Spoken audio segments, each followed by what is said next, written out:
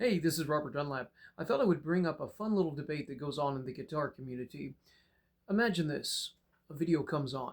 You're scrolling through social media and you see somebody blaze across the guitar at mind-blasting speeds, right? And the inevitable happens.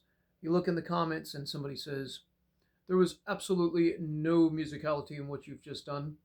And then another person comes and says, "Well, you're just saying that because you can't do it," and so forth. And so, obviously, this argument is very silly, but it does bring up a very interesting question. What is the answer? Well, my answer to that would be dependent upon, obviously, the preferences and several different complex factors that relate to well, just the human psyche and the way we process information. All right. So imagine that in the 80s, shred was still a novelty. Okay, it was new, it was exciting. Eddie Van Halen brought it out on to the stage, and he had, when he played it, it wasn't just a bunch of fast notes. There was a certain delivery, a certain fluidity, if you will. And that was what was very interesting about it, is it wasn't just because if it had been nothing more than speed on the guitar, then obviously it wouldn't have gone very far. But I will tell you that soon after, several different guitar players hopped on the bandwagon, and slowly but surely, decades later, you would see everybody shredding. I mean, your dog was shredding, your cat was shredding, the guy down the street was shredding. Everybody was shredding a guitar, right?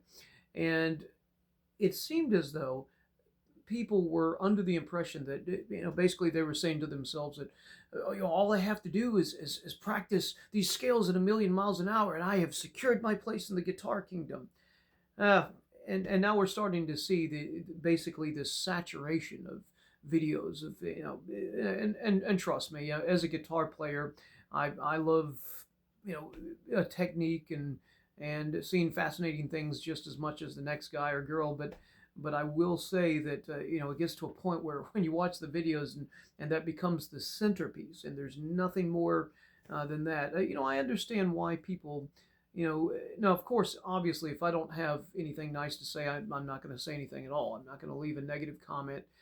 If I, don't particularly appreciate a certain approach, but I will tell you this, that I understand where certain people are coming from, and at the same time, um, you might say that both arguments, depended upon the people having them, could be correct.